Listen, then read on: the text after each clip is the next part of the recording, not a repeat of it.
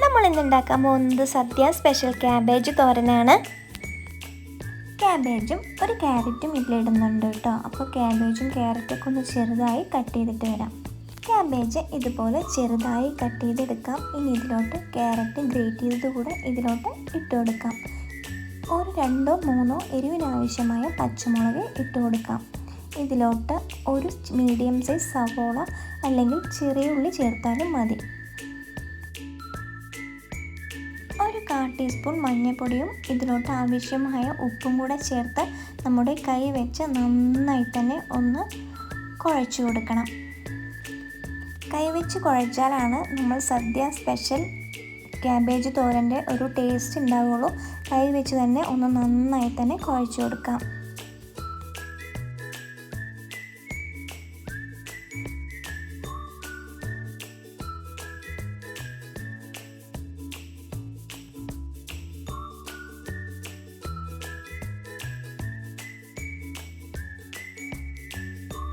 ഒരു ചീനച്ചട്ടി എടുത്ത് അതിലോട്ട് 1 ടീസ്പൂൺ വെളിച്ചെണ്ണ ഒഴിച്ചു കൊടുക്കാം. അതിലോട്ട് 1/4 ടീസ്പൂൺ കടുകിട്ട് പൊട്ടിച്ചെടുക്കാം.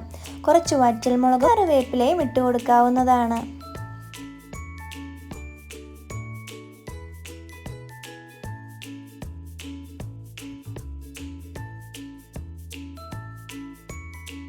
ഇനി ഇതിലോട്ട് കുറച്ച് സാമ്പാർ പരിപ്പ് ചേർത്ത് കൊടുത്ത് ഒന്ന് വഴറ്റിയെടുക്കാം.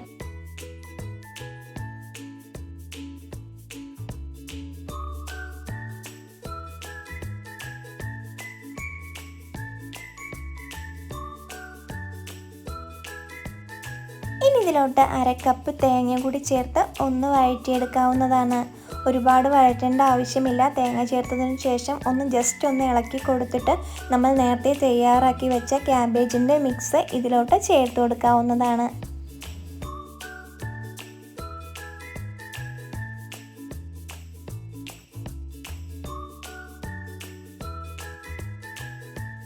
ക്യാബേജിൻ്റെ മിക്സ് ചേർത്തതിന് ശേഷം ഒന്ന് നന്നായി ഇളക്കി കൊടുത്ത് അടച്ചു വെച്ച് വേവിച്ചെടുക്കാം.